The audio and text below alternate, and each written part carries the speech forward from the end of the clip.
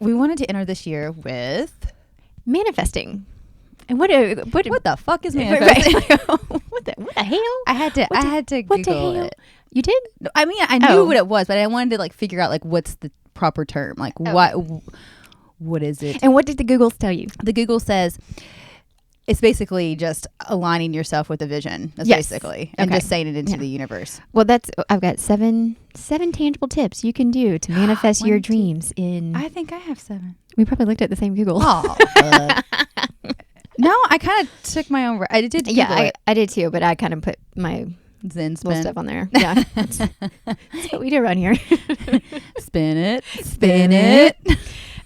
So manifesting. Actually, this is. I do believe in manifesting things, and I do believe in the power of saying it out loud, writing it down, because in all essence, it's just how well are you able to keep yourself accountable for what you want. Mm-hmm. So that's in a nutshell what manifesting is. But I think you have to know what you want. I think you have to be really specific about it, because you can just be like, I want my dream home. Okay. Yeah. Well, what does that mean? And so I think you really just have to be super specific with what it is that you are asking the universe for, so that you're clear on what your expectations are, and the universe is clear on what you're going to get. Well, too, the more that you identify what your objective is, the better it's going to be in the long term. I mean, like that. I feel like that's just a better way to be. Like, I'm not going to be like, I want to make $1 million. Okay. Do you want to make $1 million, or do you want to spend $1 million? Because really, that's two different things. 2 different things. Yeah. Probably more on the latter. Mm-hmm. But I will. So how are you going to get there, boo? Right. I think that's like, again, it's that breaking down that in our Zen friend Talita a couple years ago when she was on the show, gave us that 5 whys. It's like, okay, well, why do you want this? And then when you answer that question, well, why do you want that? And then you ask why 5 times until you get to like the core of like really what's to, what it is and why you want to do that. And I've always loved that. I always just you can ask one why. That's great. That's kind of like that surface. And then the more layers you get to, the easier, not the easier, because I think a lot of times when you get down to it, you realize there's going to be a lot of more work that has to get done in order to achieve your goal. But you have a more clear, concise path on how you're going to get there. Mm-hmm. So that kind of tackles the next one, which is ask the universe. Oh, I know.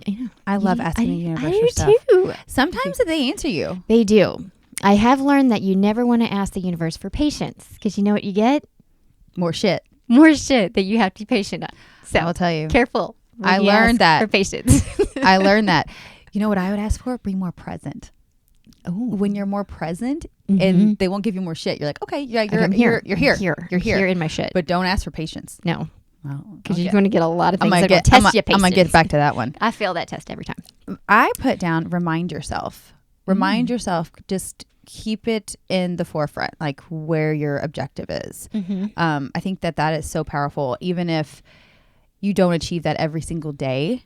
And not just remind yourself, like maybe you failed a little bit. Maybe you had to move the Post-it note over, but you can still go for it every day. I think, and this might tie into that, but you got to put in the work.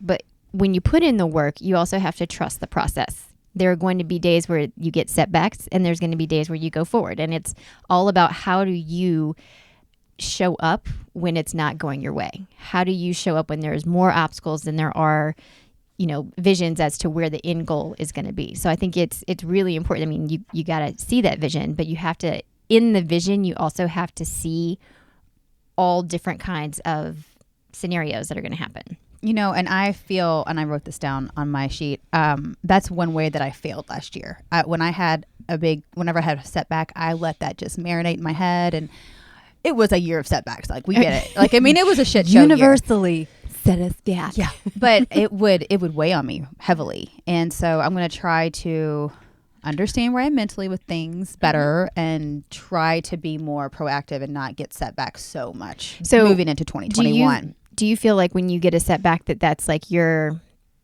like cue to stop, or like that's your safe place? I'm like, you know what? I'm good. I'm going to stop there. I give it a shot, and then you're going to pivot to something else? I think that when I get a setback, I think it's the universe telling me, oh, don't go that route. maybe if I would have pressed a little harder, So I think that's what I'm going to do this year. Maybe press a little harder. What if we do this instead? Not like, for example, I would love to start doing more live events for CZL. If we get like a few no's, keep pressing forward instead of being like, oh, no, I guess we're not going to do that this year. Yes. Does that make sense? 100%. Did you see, I'm sure you see the meme that's like the Queens Gambit was passed on 63 times. It had been like, this guy's been working on it for 30 years. It had been passed upon 63 times. No, I'm sorry. It had been passed on 9 times, been rewritten a bunch of times. And finally got the green light, but it has been viewed by more than 63 million people. So just because it's been in the works for 30 years, like imagine if that guy just gave up and was just like, meh, I don't want to do this anymore. I mean, 30 years of trying to get something out there, and then so many people being like, nobody wants to watch anything about chess. Really? Because 63 like, million crazy. People watched a show about chess, and chess is like blowing up right now. Chess is having a glow up in 2021. So you know what? Chess and my anxiety. Right. I love those two glow ups. Yeah. Who knew? I have another one on here. Receive and acknowledge what you get. So I think this is a really, good one. Like, because sometimes you get what you need instead of getting what you want. And I think that might be for most people, like that's the lesson, not the actual tangible thing or that goal that you set. It is, did you get what you need and not what you wanted? I totally 100% agree with that. Because there's been so many times I'm like, oh yeah. A great example of that is my yoga teaching. I got everything I wanted out of it, but I didn't get to where I thought I would go, but you got what you need, but I got what I needed out of it, which is in turn, when I started, I was like, oh my gosh, I'm going to like have my own yoga studio, and I'm going to do like these online videos and I had all these ideas. Great. They were all great ideas. But when I stepped away from it, I noticed I fulfilled so much. Like I got so much more out of teaching and the students and the practice and the community that was something I didn't think of. So yes, receive it and be like, wow, and offer gratitude too. Yes, absolutely. That's I like a good the one. receive and receive and acknowledge, and then keep your vibrations high. That's fucking hard. Yeah, that is hard because I think that goes back to trusting the process, because like when that process kicks you down and you realize you're like, I don't want to be kicked anymore, I'm just tired of being kicked and like set back, like I'm so done with it. It's part of the process. I mean, I hate this. I feel like this is going to be like a talking cliche podcast Bumper today, stickers, but, yeah. right? But like a skilled sailor never sailed smooth seas or something like that. Just keep the sails up.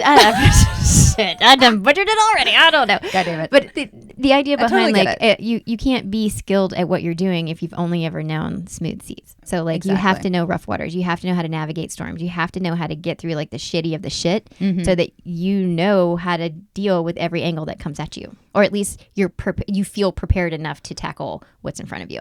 And that's why I feel like you have to have you don't have to have a cheerleader or a yes person. Okay, actually, yes, a cheerleader is great, but not just a yes person, but Correct. Also have someone in your corner being like, okay, I see it, or give you that honest feedback, and have that person that's there. Yes. That knows your objective and Can keep you accountable. Yeah. Yeah. And just, rally. Yeah. Because sometimes you need to be rallied. You do. When your vibes get low, you're like, oh, girl, you got this. Or guy. Yeah.